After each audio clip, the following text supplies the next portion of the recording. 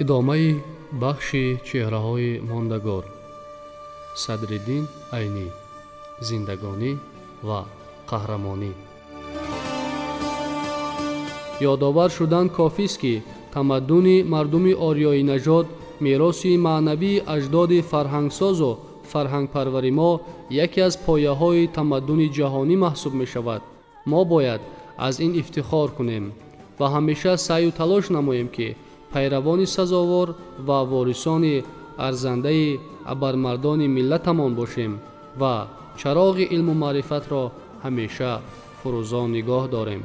محض با همین مقصد ما بزرگداشت شخصیت‌های معتبر تاریخی، چهره‌های برجسته سیاسی، علم و ادب و فرهنگ و معرفت از جمله اسماعیل سامانی، ابو عبدالله رودکی، ابوالقاسم فردوسی، ابو علی ابن سینا، امام اعظم، ناصر خسرو، جلال الدین بلخی، کمال خوجندی، میر سید علی همدانی، صدرالدین عینی، شیرینشاه شاه تیمور، نصرت الله مقسوم، باباجان غفورов و میرزا ترسونزاده را که در دوره‌های گوناگون در تشکل تمدن و دولت سازی ما سهمی ارزشمند گذاشتند، با شکوه خاصه و محتوای تازه تجلیل نمودیم.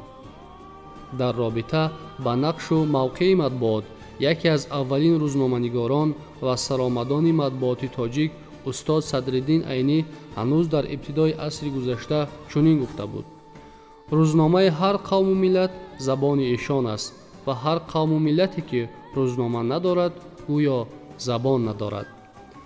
با نظرداشت این رسالت مطبوعات، اهل قلم تاجیک 11 مارس سال 1912 نخستین روزنامه تاجیک را با نام بخارای شریف چاپ کردند که یکی از رویدادهای مهم فرهنگی و تاریخی مردم ما در 100 سال گذشته محسوب می شود. برای با وجود آمدن نخستین روزنامه تاجیکی، فرزندان روشنضمیر و معرفت پرور ملت که با فعالیت مؤثر جمعیتی و سیاسی و فرهنگی خود در آن زمان اعتبار بلند داشتند سهم گرفتند. وقتی که به تاریخ مطبوعات ما نظر می افکنیم، قبل از همه خدمت‌های بزرگ قهرمان تاجیکستان استاد صدرالدین عینی را به یاد می‌آوریم که به خاطر گذاشتن اساس‌های دولت مستقل ما انجام داده است. محض استاد عینی با مقاله‌های وطن‌دوستانه و معرفت پرورانه و سخن ملت‌ساز خود به بیداری مردم تاجیک تکان جدی بخشیده است. در یک مقاله‌اش استاد عینی تاکید نموده است: هر آدمی که درست فکر می‌کند می‌داند که وطن مادر اوست، وطن خویش و تبار اوست، وطن شرف و ناموس اوست، وطن همه چیز او و حیات اوست. به این سبب هر فرزند آدم که صفت انسانی خود را گم نکرده است، وطن خود را مثل مادر خود حتی از وی هم زیادتر دوست می‌دارد، او را حمایت و مدافع می‌کند. این سخنان واقعاً پرارزش و این پند استاد برای همه ما و خصوصاً برای اهل قلم و روزنامه‌نگاران سبق بزرگ و چراغ راهنما در فعالیت هر روزمان باید باشند.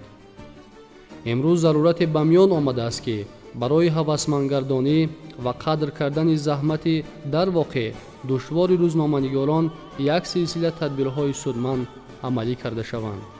مثلا تأسیس دادن جایزه دولتی به نام صدرالدین عینی برای خدمت‌های ارزنده و شایان در ساحه واسطه‌های اخبار عامه چاپی و الکترونی می‌تواند از قبیل همین گونه تدبیرها باشد.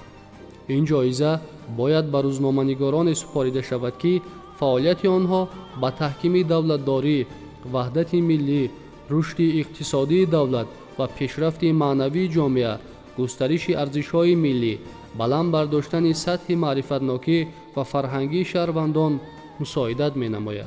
فکر می‌کنم که این تدبیر من بعد آبروی واسطه‌های اخبار عامه، اعتبار سخن و سخنور، مسئولیت او را در نزد خلق و وطن عزیز ما باز هم بلند می‌بردارد. در فرجا می‌خواهم باز از یک مقاله استاد صدرالدین عینی یادآور شوم. این مقاله چنین نام دارد: کار تاجیکستان گل کردن است. در پیروی استاد من گفتنی هستم.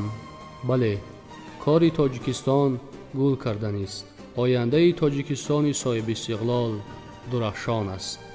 ما حتما با هدفهای ملی و استراتژی خود بهر رشد و ترقیات تمام ساحه‌های کشور و بلند برداشتن سطح و صفت زندگی مردممان نائل خواهیم شد.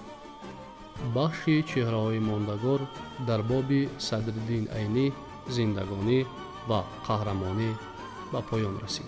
شما را در نشرهای دیگر به روزگار و کارنمایی نصرت‌الله مخزوم جان فدای ملت آشنا خواهیم کرد.